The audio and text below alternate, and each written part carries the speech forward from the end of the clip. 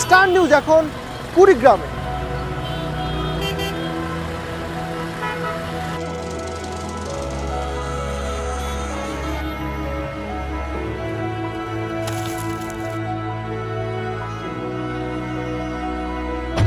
বাংলাদেশকে 5 বারের বিশ্ব চ্যাম্পিয়ন করেছেন দুর্নীতিতে।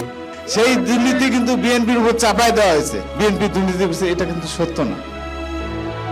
বলতেছে জিয়াউর রহমান করেছেন, ওনারা কি করছেন সেটা শুনতে চায় জনগণ। তারা অভিযোগ করতেই পারে, বিএনপির ইতিহাস সেটা বলে না।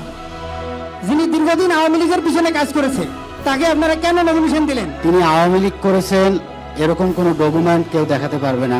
এইগুলো কাজের সাথে জামাত জড়িত, এগুলো কেউ বলতে পারবে না।